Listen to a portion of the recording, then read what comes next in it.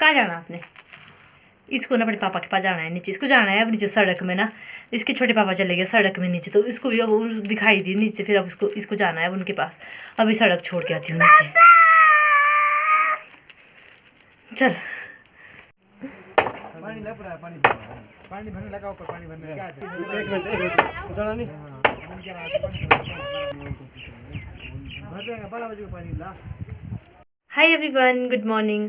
कैसे हो आप सभी लोग? हम भी ठीक है। और आज सुबह सुबह ना गुड़िया ने झटका दे दिया। आज गुड़िया जा रही है घर और इतना बुरा लग रहा है ना, सुबह सुबह इतना ख़राब लग रहा है। आज कितने दिन हो गए? 8 दिन हो गए। 8 दिन बाद जा रही है, तो सोचो कितना ख़राब लग रहा है आज। मतलब मेरे को बहुत ज़्यादा गंदा लगने वाला है आज पूरे दिन भर, क्योंकि गुड़िया मेरे साथ बहुत ज़्यादा हेल्प भी करती थी काम में, और आज जा रही है। सबसे ख़राब तो ये लग रहा है। मैं बोल रही हूँ उसको रहने दे, कभी और चली जाए, मतलब 2-3 दिन बाद चली जाइए, लेकिन अभी पापा आ रहे गुड़िया को लेने। और पापा बहुत खुश है कि मैं घर जा रही हूँ क्योंकि ना बोल रही थी गुड़िया कि पापा ना मेरे बिना रहते नहीं है। और गुड़िया क्या बोलती ना, अगर जब मेरी शादी हो जाएगी फिर मेरे पापा पता नहीं कैसे रहेंगे, है ना। सभी के पापा होते हैं शायद ऐसे ही, हमारे भी ऐसे ही है। जब हम भी कहीं और जाते थे ना मेहमानी करने, तो मम्मी पापा जल्दी बुला देते थे घर कि आ जाओ पापा से रान जाना, या फिर जाने देना कि नहीं जाना। तो ऐसे गुड़िया के या फिर पापा को ऐसे भी बोलना कि जल्दी आ जाना। बुरी लगी इसकी। वैसे आए थे वो 2-3 दिन पहले, मैंने आपको बताया था, लेकिन वो गुड़िया को बोलते चल घर चल, लेकिन गुड़िया उस दिन गई नहीं शाम को। और फिर भी गाड़ी के पास वेट कर रहे थे कि गुड़िया आई नहीं अभी तक। और फिर मम्मा से पूछ रहे थे कि अभी तक गुड़िया नहीं आ रही। तो आज आ रही है गुड़िया फाइनली घर। और पता नहीं आज हम कैसे रहेंगे गुड़िया। अभी तक ऐसा था जैसे घर पे जेठ जी भी आए, तो गुड़िया भी थी, तो टाइम का पता नहीं चलता था, सुबह से शाम तक गप्पों में और इनके साथ ही बिजी रहते थे। अभी गुड़िया चली जाएगी 2-3 दिन बाद, शायद 2 दिन बाद जेठ जी भी चले जाएंगे। फिर बहुत ज़्यादा ख़राब लगेगा हम लोगों को, क्योंकि अभी तक किसी ने अकेले रहने नहीं दिया हम लोगों को, कोई ना कोई चला ही। अभी गुड़िया है, 8 दिन गुड़िया को हो गए, 9-10 दिन जेठ जी को जाएंगे, उसके बाद वो भी चले जाएंगे। फिर पता नहीं हम कैसे रहेंगे। अभी मैं धार आई थी ऊपर, और देखो मैं कितनी बेवकूफ़ हूँ। कल जिस चीज़ के लिए हम गए थे ना, वो चीज़ हमारी गाड़ी में भूल गई थी, तो वो सामान देने आए थे।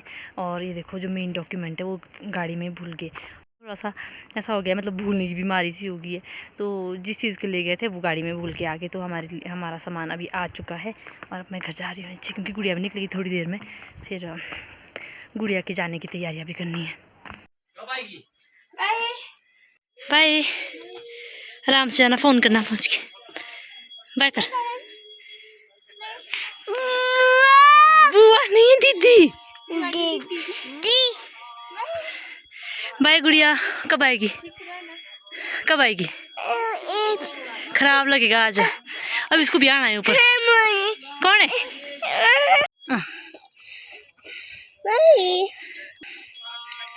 Bye bye. इसको मम्मा भी चाहिए, गुड़िया भी चाहिए।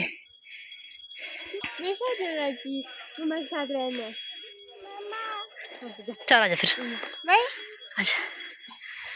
ठीक है गुड़िया, आराम से जाना, ठीक है? कॉल करना और, है ना? बाय बाय कर दीदी को।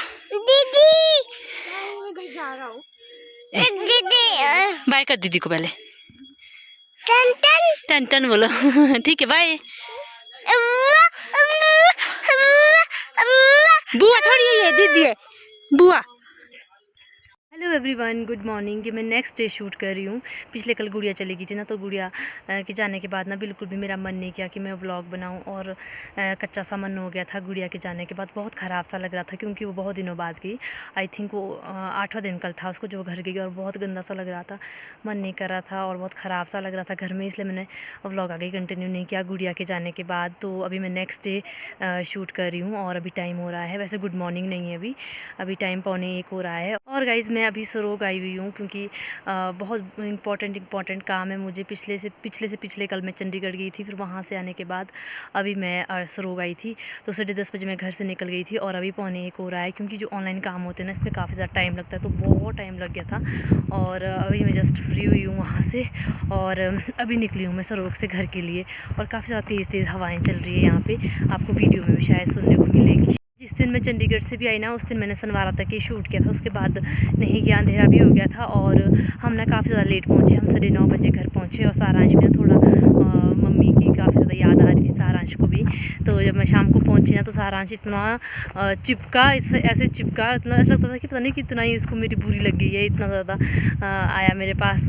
तो सुबह से लेकर शाम तक वहाँ से दूर रहा, तो इसलिए, और मेरे को भी ऐसा लग रहा था कि मैं कब घर पहुँचूँगी सारांश के पास। सारांश को ना काफ़ी ज़्यादा बुरी लगी थी मेरी। तो हम 9:30 बजे घर पहुँचे, सुबह के 6 बजे के चले हुए हम घर से। और सर मारा के बाद मैंने शूट नहीं किया था क्योंकि एक तो अंधेरा भी हो गया था, और फिर मैं सो गई थी, सच्ची बताऊँ तो मैं सो गई थी, तो इस करके मैंने शूट नहीं किया था उसके बाद। तो मैंने सोचा था मैं जब नेक्स्ट व्लॉग बनाऊंगी तो मैं उसमें आपको बताऊंगी। तो जो सर्टिफिकेट था ना हम लोगों को बड़ी मुश्किलों के बाद मिला गई। बहुत ज़्यादा वो सरकारी काम जो होते हैं ना बहुत ही घटिया होते हैं, मुझे लगता है इसमें बहुत ज़्यादा वो लगता है, मतलब ताम झाम ये सब कुछ। तो जब हम नीचे गए तो 12:30 बजे हम लोगों ने डिपॉजिट करवा दी थी जो भी डॉक्यूमेंट थे, लेकिन हम लोग को बोल सकते 2:30 बजे आने के लिए कि आपको 2:30 बजे के करीब मिल जाएगा जो भी हमको सर्टिफिकेट लेना था। लेकिन फिर उन्होंने बाद में ऑब्जेक्शन कर दिया सारांश के पापा के आधार कार्ड में और मेरी आइडेंटिटी प्रूफ में। तो उसमें ना उन्होंने ऑब्जेक्शन लगा दिया कि ये नहीं, मतलब क्योंकि ना एड्रेस थोड़ा क्लियर नहीं आ रहा था उस करके। तो कम से कम जेठ जी ने और देवर जी ने 5 से 6 बार प्रिंट आउट निकाले, लेकिन वो चीज़ें क्लियर नहीं आ रही थी। मतलब हम लोगों को क्लियर दिख रही थी, लेकिन वो लोग अलाउ नहीं कर रहे थे कि हम लोगों को क्लियर नहीं आ रहा है वो चीज़। तो इसलिए बहुत भाग दौड़ हुई। और पता है आप लोगों को चंडीगढ़ मतलब जहाँ पे पीजीआई है वहाँ से जो प्रिंट आउट निकालना इतना दूर जाना पड़ता है, कैफ़े वगैरह जो भी है वहाँ पे काफ़ी दूर है।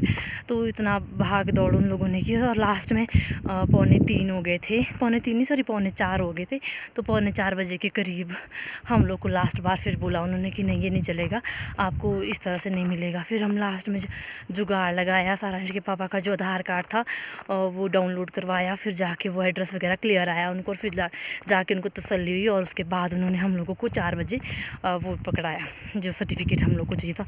तो इतना ज़्यादा तंग किया उन लोगों ने, सीरियसली बहुत तंग किया। और हम लोग तो शिमला से गए थे स्पेशल गाड़ी करके, और बार बार आना जाना इतना पॉसिबल नहीं हो पाता है, लेकिन वो लोग नहीं समझते ना इस चीज़ को। सिर्फ थोड़ा सा कागज़ के लिए उन्होंने हम लोग को इतना लटकाया सुबह से लेकर, बट फाइनली मिल गया मुझे। तो जिस दिन हम हॉस्पिटल गए ना उस दिन देवर जी का बिल्कुल भी मन नहीं था जाने का, क्योंकि उनका दिल ना कच्चा सा हो गया। एक तो वो जब हॉस्पिटल में उनके साथ ही रहे, 8 दिन रहे वो उनके साथ सुल्तानपुर में भी और पीजीआई में, तो उनका मन ना थोड़ा सा ख़राब हो गया था हॉस्पिटल के नाम से।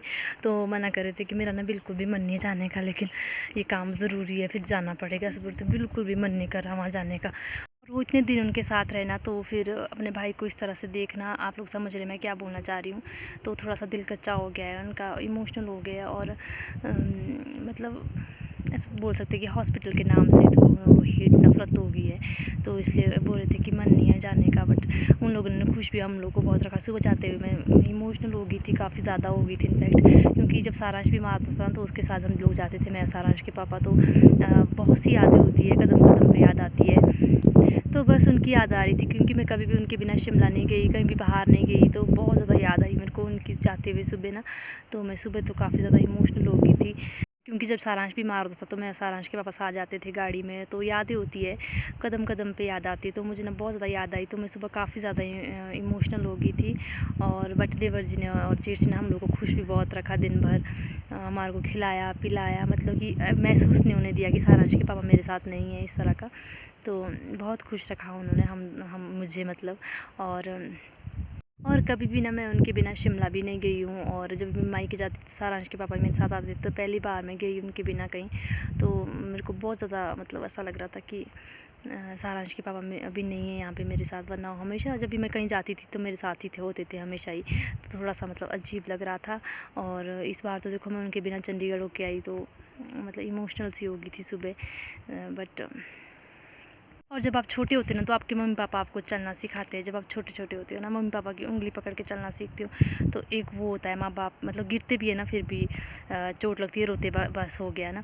अभी जब शादी होती है तो एक नई जर्नी स्टार्ट होती है, नई लाइफ शुरू होती है, मतलब फिर से चलना सीखना होता है। एक नया घर, नए लोग, सब कुछ नया होता है एक लड़की के लिए। तो फिर आपको फिर से अपने पार्टनर के साथ कदम से कदम चला के चलना सीखना होता है, कि उनके साथ उनके तौर तरीके, उनकी फैमिली के जैसे होते हैं, सब कुछ सीखना होता है, उनके साथ कदम से कदम मिला के चलना होता है। तो मैंने चलना सीखा ही था कि अभी मेरे साथ ये सब कुछ हो गया, बस चलना सीखा ही था। अभी 2 ढाई साल ही हुई थी उनके साथ चलते हुए। तो तो ये जर्नी ना बहुत ज़्यादा ब्यूटीफुल चल रही थी, बहुत ब्यूटीफुल। और सारांश के पापा के साथ मतलब कि बहुत ज़्यादा एंजॉय करी थी मैं। और अभी देखो मुझे फिर से जैसे एक छोटा बच्चा चलना सीखता है ना, वैसे चलना सीखना है। जैसे मम्मी पापा ने चलना सिखाया था बचपन में, वैसे फिर से चलना सीखना है। तो जो बचपन में हम कदम चलना सीखते हैं ना, मुझे लगता है वो डिफ़िकल्ट नहीं होता है, क्योंकि हम उसमें गिरते भी हैं ना, फिर रोते हैं ज़्यादा, क्या करेंगे, रोएंगे, फिर मम्मी पापा फिर से चलना सिखाएंगे। लेकिन अभी ना इतना डिफ़िकल्ट लग रहा है अकेले चलना, बहुत डिफ़िकल्ट लग रहा है, बहुत डिफ़िकल्ट कि नए सिरे से शुरू करना। और एक लाइफ एक जो होगी ना, नए सिरे से शुरू होगी। और अकेले चलना, अकेले सब कुछ करना बहुत ज़्यादा, अभी मैं सोचती हूँ कभी कभी कि हाँ हो जाएगा, लेकिन अगर गहराई से सोचती हूँ तो बहुत डिफ़िकल्ट लगता है कि नहीं, बहुत ज़्यादा डिफ़िकल्ट होने वाली है जर्नी मेरी अभी। तो बचपन के वो स्टेप अच्छे थे, अभी बहुत डिफ़िकल्ट है अकेले चलना, बहुत डिफ़िकल्ट है। और बहुत से काम ऐसे होते थे ना कि सारांश के पापा, हाँ मतलब होता ही है, वाइफ़ और हस्बैंड एक दूसरे पे डिपेंड होते हैं, है ना। तो वो मुझ पे डिपेंड, मैं उन पे डिपेंड, ऐसा होता है ना। मैंने कुछ भी काम अकेले नहीं किया, ऐसे होता है ना कि बहुत से काम होते हैं ऐसे होते हैं कि हाँ जब सारांश के पापा है तो क्या ज़रूरत है मुझे करने की। तो बस वही था कि आधे काम ऐसे थे जो शादी के बाद तुरंत होने थे, हम लोगों ने नहीं करे थे कि करेंगे, सारांश को थोड़ा सा बड़ा होने देंगे, जब रहने वाला हो जाएगा फिर जाएंगे, पूरा पूरा दिन भर हम बाहर जा सकते हैं। क्योंकि मेरा सारांश ना रहता नहीं है, प्रॉब्लम है। कई के बच्चे इतने शांत होते रहते हैं, लेकिन मेरा सारांश बिल्कुल भी नहीं रहता। अभी जितने भी वो काम थे जो हम लोगों ने सोचा था कि हम साथ में करेंगे, वो अभी मुझे अकेले करने हैं। और मैं गई भी थी आज अकेले वो काम करने। और गॉड ग्रेस और सारांश के पापा के आशीर्वाद की वजह से हो भी गया। बस अब घर पहुंच रही हूँ और चलती हूँ, फिर आप लोगों से बीच बीच में मिलती रहूँगी। जब जब मेरा मन करेगा ब्लॉगिंग करने का तब तब मैं करती रहूँगी और मिलती रहूँगी, अपडेट देती रहूँगी अपना। बाकी मैं ठीक हूँ अभी। कुछ लोग तो मुझे मेंटल घोषित कर दिया है, कुछ लोगों ने तो कि कुसुम तो पागल होगी, उसने अपना मानसिक संतुलन ही खो दिया है। तो कुछ लोगों का कहना है कि मैं मेंटल हो गई हूँ।